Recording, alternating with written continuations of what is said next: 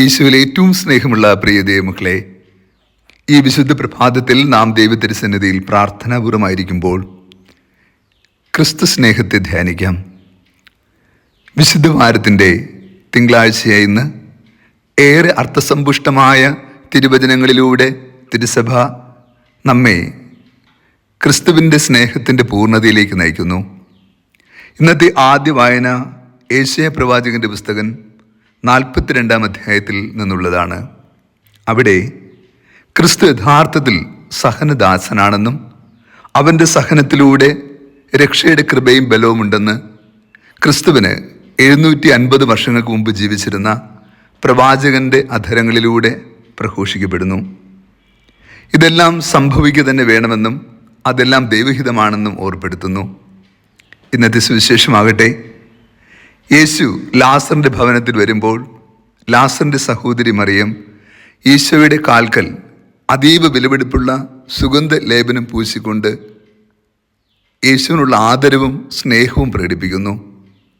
എന്നാൽ തൈലത്തിൻ്റെ മണം ആ ഭവനത്തിൽ നിറഞ്ഞപ്പോൾ യൂദാസ് കറിയത്ത, യേശുവിനെ ഒറ്റുകൊടുക്കുവാൻ പോകുന്ന മനുഷ്യൻ, അത് സഹിക്കുന്നില്ല.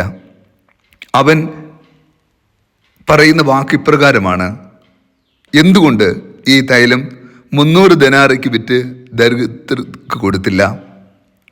സുവിശേഷത്തിൽ തന്നെ പറയുന്നു, ഇതവൻ പറഞ്ഞത് ദരിദ്രരോട് സ്നേഹം കൊണ്ടല്ല, പ്രത്യുത അവൻ ഒരു കള്ളനായിരുന്നതുകൊണ്ടും പണസഞ്ചിയിൽ വീഴുന്നത് അവൻ എടുത്തിരുന്നത് കൊണ്ടുമാണ്.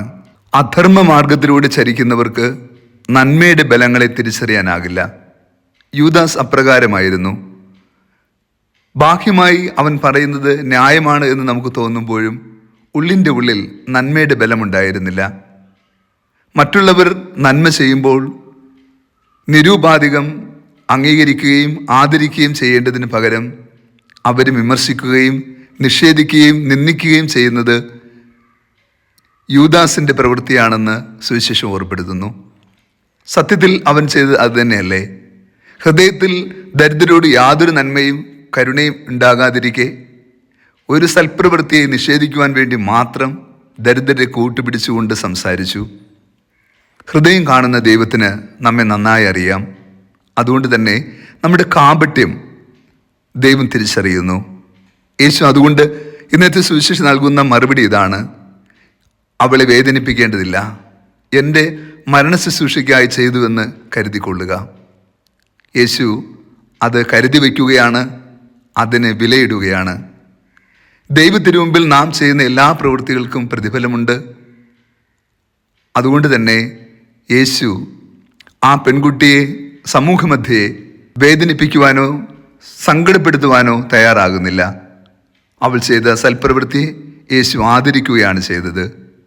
ഈ കാലഘട്ടത്തിൽ നമുക്കും അപ്രകാരം സൽപ്രവൃത്തികൾ ചെയ്തുകൊണ്ട് ദൈവത്തിൻ്റെ ഹൃദയത്തിൽ ഇടം നേടുവാൻ നമ്മൾ പരിശ്രമിക്കണം. തപസ്സുകാലത്തിൻ്റെ ഏറ്റവും പരിഭാവനമായ കാലഘട്ടത്തിൽ പ്രവേശിച്ചിരിക്കുന്ന നമുക്ക് ഇനിയെങ്കിലും നമ്മുടെ മൂടുപടങ്ങളെ, മുഖം മൂടികളെ നമുക്ക് അഴിച്ചു വെക്കാം. നമുക്ക് കുറച്ചുകൂടി നല്ല മനുഷ്യരാകാം. നമുക്ക് അകവും പുറവും ഒരുപോലെ ആകുവാൻ പരിശ്രമിക്കാം. യൂദാസിനെ പോലെ കാപട്യത്തിൻ്റെ മനസ്സ് ഹൃദയത്തിൽ സൂക്ഷിച്ച് ജീവിക്കുന്ന കഠിന ഹൃദയരാകാതിരിക്കാൻ ഈ വിശുദ്ധ ദിവസങ്ങളിൽ നമുക്ക് പരിശ്രമിക്കാം. കർത്താവ് നിങ്ങളോട് കൂടെ. സർവശക്തനായ ദൈവം, പിതാവും പുത്രനും പരിശുദ്ധാത്മാവും നമ്മെ സമൃദ്ധമായി അനുഗ്രഹിക്കുമാറാകട്ടെ. ആമേൻ.